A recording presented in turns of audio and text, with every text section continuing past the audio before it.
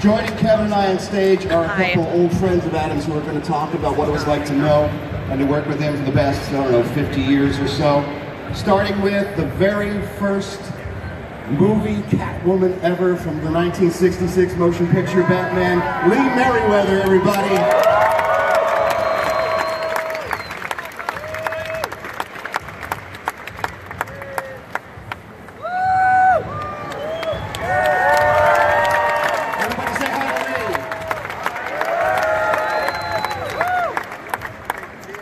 And our next guest, what can you say about this gentleman? The only words that come to mind are holy icon.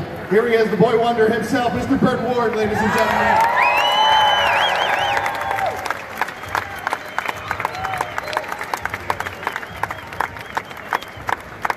Let's everybody have a seat.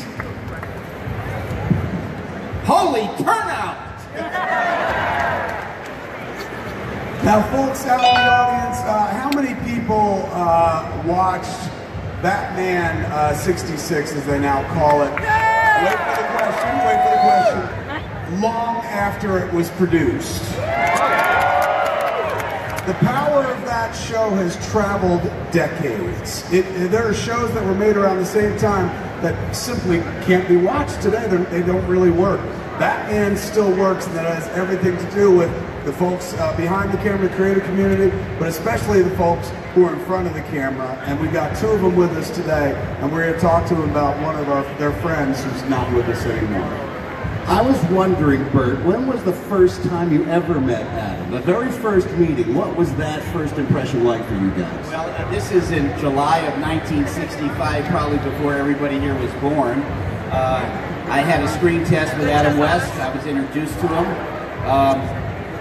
I met him, and, you know, we started talking about 15 minutes before the screen test, and in 5 minutes, this man had me laughing, and I haven't stopped laughing for more than 50 years.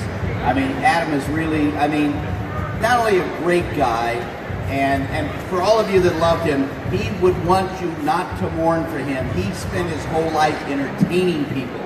He wants everybody to be happy, but I got to tell you something, in my opinion, he's really the only Batman. Right? I mean, he's a real great actors that have done the movies, but when it comes to really Batman, that's my dear friend. And Lee, did you meet Adam before you started working on the feature film, or was that the first time you had met him? It was the first time. I had to audition for the film. I walked into a room of about, at least 50 gorgeous women sitting, waiting to audition. And I said, oh, this is not going to happen. I don't really do this at all. But I had worked on the script, and they had sent me pages, and I did, and then I went into the room gentlemen were sitting, but Adam wasn't there. I was hoping that he would be there. And I thought, well, at least I'll just maybe we'll be able to work with him maybe someday. And I couldn't believe it. As I finished my audition, which included some of the Russian correspondence, because I had 2 roles in it. Just as I left the room and I was praying, please, I want this job. I want this job. And I heard that someone, and I think it was the director, and I heard him say, you know, I didn't tell her to do any of that, because I had sat in a chair and I did. And I weeded my lap like a cat, you know. And so, thank heavens, by the time I got home, my agent had left a call. I thought, oh, okay. And I called him, and he says, you've got the part. You're going into wardrobe tomorrow. What? Thank God you licked your hands. Yeah. It's a little tip for you other actresses out there. When you audition for something, start licking your body parts. Apparently it's good luck. Now, Bert, you spent so many years, I mean, you guys only worked on the show for what, 3 years? 2.5 years? 3.5. 3.5 years, 3.5, yes. plus the feature film. And then you guys are bonded together for the remainder of your lives as the dynamic duo, and you do cons like this, and you traveled everywhere together. The friendship that was forged over those years must have been even stronger than working together, I would assume. Absolutely. Well, for Adam and I, not only did we work together during the week, I mean 14-hour days on Batman, but because we were personal friends and our families got along, that even on weekends occasionally we would go out and play tennis, for example, and people would come to a public court and see us there and kind of look and say, "Oh my God, that's Batman and Robin playing tennis!" And we had a lot of fun, and of course we've done lots of personal appearances. I've actually been to more than 7,000 personal appearances and signed more than 8.5 million autographs. And how did you figure that? You just one day did the math on it? You know, yeah, I sort of keep track. Rough, you know, you can only be within a couple of 100,000 here or there. But in any event, we really had a great time, Adam and I, and even this year, earlier this year in Dallas, 80,000 paid attendance to come see us. A few months before, Toronto, 160,000, you know, and I mean, I got to tell you, it is kind of mind-blowing, you know, even like we made an appearance in Las Vegas and we went through a casino and there's an 11.5-foot tall, one-armed bandit Batman with our photos like twice life-size. And they even have now a new pinball game out. I don't know if you've seen it. It shines the bat signal on the ceiling. You know, you play Batman 66 pinball that both Adam and I recorded more than 300 lines that are on the pinball machine. So depending what happens, it's, you know, Batman or Robin speaking. You spent a long time with the guy, and I hate to narrow it down to one, but what's your favorite Adam West memory at this point, after a lifetime together? You know, what made Adam so wonderful, I mean, so many people ask me, for example, well, you know, I see his persona on television, but what was he really like when he wasn't on television? And I can tell each and every one of you unequivocally that my dear friend Adam West was exactly the same off camera as he was on camera. He thought of himself bigger than life. I mean, he once told me that he really understood what it was like to play Batman after watching Charlton Heston play Moses and part the Red Sea. Adam had a great sense of humor, and he would, you know, I got to be friends with him for the last 15 years or so, working on Family Guy and spending time together. He enjoyed laughing and making people laugh more than anybody I knew, and he always loved to break you up with a joke. And I was wondering, when you were working together, was it hard to keep a straight face sometimes? Because I'm sure he was probably having fun with you guys on set as well. Well, it wasn't so much the straight face, it's that Adam had a, you know, our show, I think what made Batman successful, and you guys are the fans, you would be able to tell even better than me, but we used to play with our audience. We used to say that we put on our tights to put on the world. And our scripts were written very straight for kids. We played it straight. I mean, and yet for the adults there was lots of double meanings and double insinuations and all this suggestiveness. So rather than crack us up in something funny like a comic would do, what made everybody's eyebrows raise is with his very suggestive things that he would say to people. I mean, we would go out and make appearances, and maybe a young lady would come up and she was very cute, and he'd say to her, "Would you like to touch my bat?" And he'd put his cowl forward, and then, you know, maybe they'd kiss him on the cheek, and he'd say, "Oh," you know, he says, "I'm beginning to feel strange stirrings in my utility belt." So he had this way of saying things that were incredibly suggestive, and yet, you know, weren't raunchy or anything, but boy, it sure made your eyebrows raise. You could make that joke to your grandma and she'd be like, "Stop it." Again. And how great that we got one last performance from Adam as Batman in the new animated movie, Batman vs. Two-Face. I don't know if you guys have seen that or not, from Warner Brothers Home Entertainment. It's a great, I think it's even better than the first one, quite frankly. I do too, and you know, we are so fortunate because the villain, Two-Face, is being portrayed by none other than William Shatner. So here you have the two most iconic TV shows in history, Batman and Star Trek, with the actors working together. And I had the pleasure of doing a panel at the New York Comic Con 2 weeks ago. There was a premiere of the movie, and up on the panel, I sat next to William Shatner. I really hadn't spoken to him much before that other than just say hello. But let me tell you, this man, I mean, I don't know how old he is, but he is so razor sharp. He is so quick-witted, and he's got a very funny sense of humor, and it really kind of reminded me of Adam. So it was very touching. And we also get a performance from Lee Merriweather in the new animated film as well. As a defense attorney, you're terrific in the movie also, Lee. I'm so glad to hear it. I haven't seen it or heard anything. You haven't seen it yet? Can we get a copy for Lee, for God's sake? She's in the movie. Can we do that? And I don't want to spoil it for anyone who hasn't seen it, but there's a great moment that is sort of a tribute to your performance as Catwoman in the film as well. So it's very entertaining. When you go to see it, you'll enjoy it, and we'll talk about it then. I want to take this moment, though, to shout out Burton, of course, the late, great Adam, because my morality came from watching that show. I was a little boy when I started watching it, about 4 or 5. And it was in reruns, of course. I'd watch it on black and white TV with rabbit ears and tinfoil on it.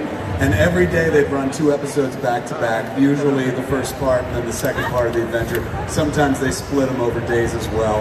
And even though I'd seen every episode, I was like, no, will the giant crab eat him? Like, I knew it wasn't going to happen, but still. So I went to church. I was a Catholic school kid. I was an altar boy and stuff like that. But my morality didn't come from Jesus and the Bible. It came from watching you and Adam West. You guys taught me it was better to be good than to be bad. If you could help, do it. Like, and it was a world, 2 characters that had all the means at their disposal to just like wrap themselves up in their own world and not deal with others. But instead, we're always like, how can we help Commissioner? I honestly feel that has a lot to do with who I became, who a lot of people became, because that was our first entree into the world of comic books and genre. That was my first Batman. Adam West and you were my first Batman and Robin, and I've loved all the incarnations of the characters, but you never forget your first. You guys kind of made me the person I am today, so thank you. Doesn't that show you that he has excellent taste? And also, as we grew up as kids watching it, it also was, I think, the shining example of what friendship was. If you had a best friend when you were a kid, you guys were playing Batman and Robin together because that was the ultimate level of friendship you could achieve, with those 2 guys hanging out. And then as you got older, I think the reason the show still works so well in the feature film as well is because you appreciate it at one level as a kid, and then as you get older, all new layers start to open up to you. So it grows up with you as you do. You get to appreciate it for many, many years. I would have to, you know, listen, I tell you, I love it when to go out, because people say sometimes, well, gee, you know, you go make these appearances, so many people, doesn't it wear you down? I say no, because, you know, you meet people that come up, and the kids that watch Batman when he came out are now the adults that have their own kids. And what for me is really entertaining is when people come up, and maybe it's a family and mom and dad and the 2 kids, and the dad will, for that moment, that we're right in front of each other, all of a sudden, he'll start talking like he was when he was a kid. And I got to play Robin, and my brother played Batman, and we put our bath towels around our necks with our clothespins, and we jumped off the couch, and their kids are looking at him like, Dad? Dad? And then the mother will say something like, oh, and I was in love with Robin. And then, Mom, come on, you know. And it really, it just shows you how amazing life can be for all of us, because all of us are like, I don't care how old you are, you can be a kid of all ages. You know, I don't want to grow up. And the thing about Adam, I think that he appreciated, was that to be a performer and to be part of a project that will last forever. I mean, let's face it, it's over 50 years now, and the love for this show and for the movie has not diminished. To be a performer and to get one role like that in a lifetime that you can make people happy with and entertain with for decades after it's done, it's a pretty unique experience. Not a lot of performers get to do that. It is, and you know, we are asked questions like, well, what about typecasting and stuff like that? And the way I like to describe it is this. If you think of a glass that is full, it could be full with 100 different roles you portrayed as an actor. Or it could be filled with one thing that is so spectacular and some other things around it. But the one thing that is so spectacular, either way, it's still full. And you know, for us, Adam and I, we loved every minute. We really had fun. And I think the fact that we had fun translated to the audience that saw that we were having fun and we made it fun for everybody.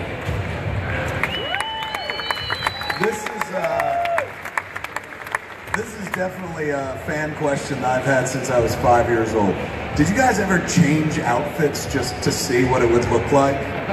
Well, we had some outtakes where we ran to the polls in Wayne Manor in our library, and if we jumped on the wrong poles, you see, people ask, how can you change so fast going down the pole? And Adam used to explain that, well, movie magic, we had a wardrobe man who slid down the pole behind us and helped us get dressed. If you got on the wrong pole, you'd be in the wrong costume. I don't think Adam would have fit into Bert's costume very well. I don't think that would have been a good fit. Well, it was expandable, thank goodness. That's a whole other problem you had with that costume, that it was expandable. Yeah. Tell them the story about driving on the first day. That shot with the door. Shooting the pilot? Shooting the pilot. Oh, you mean coming in the Batmobile? You know, people say, oh, it must have been so much fun making that show. And it was fun, but it was very dangerous. In today's world, I think people in production have a safer environment. But at the time, this was my very first shot, my very first day in the Batmobile. I went into the Bronson Canyon that's in Hollywood. They have a cave there. And I got into the Batmobile because it was dark. It was kind of hard to see. I thought it was Adam sitting next to me, but it wasn't. It was somebody else. And I asked him, well, who are you? He says, my name is Hubie. I said, yeah, but what are you doing here? He said, I'm a stuntman. It's a very dangerous stunt I'm about to do, and they don't want to take a chance of Adam West getting hurt. I said, well, why is it so dangerous? Oh, we have to come out at 55 miles an hour. We got to make a sharp left turn. This sign is going to go down. We got to go over it. And I said, geez, you know, do I have a stuntman? And they said, yeah. The guy said, you have a stuntman. I said, well, I wonder where he is. Oh, he's having coffee with Adam West. And I said, well, wait a minute. So they said, all right, roll it up, close it up. We're going to start. And I said, no, wait. So the assistant director came over. He said, Bert, what is it? You're holding everything up. I said, this man's telling me it's a dangerous shot. He says, yes, it is. I said, yeah, but I've got a stuntman, but he's over having coffee. Why am I sitting here in this seat if it's so dangerous? He says, because we can't use him. I said, what? Why can't you use him? Well, because he doesn't look like you. Oh, my God. Why would you hire somebody to be a stuntman for you if he doesn't look like you? Couldn't find anybody else. So I did the shot, came out at 55 miles an hour. Unexpectedly, my door flew open. And the centrifugal force was throwing me out the door, and I so luckily reached behind and I caught my little finger around the gear shift knob, but it kept me from falling out, but my finger came out of joint. And in about 2 minutes, my finger in the glove was twice the normal size. And they ran over because it knocked the cameraman off the camera truck and knocked the big arc lamp down. Somebody could have been killed. And they saw my hand, they said, Bert, my gosh, we got to get you to a doctor. And I said, okay, well, where's the car? Oh, well, wait a minute, Bert, we can't do that now. We didn't get the shot. I said, what do you mean? Oh, we got 80 guys on this crew. It's $35,000 a half hour. We got to get the shot first. This was 7:45 in the morning, and I left for the hospital at noon. And over the next 4 days, I was in the hospital 3 out of the 4 days. From 2x4s coming down, breaking my nose, second-degree burns. I tell you, I didn't think I was going to survive the first week. Les boy wondered, boy, I wonder when he's going to quit finally. Well, but the studio was very smart. They're very smart. They took out a very large life insurance policy on me. And I could swear by the last 2 or 3 episodes they were trying to collect on that policy. Well, the glamour of show business. Well, thanks so much for joining us, everybody, as we pay tribute to Adam West and his co-stars in the Batman series. Also, Adam's work on Family Guy will be with us for many, many years to come. We appreciate you guys being with us to share your stories. Thank you so much. See you Have a later. great con, everybody. Enjoy.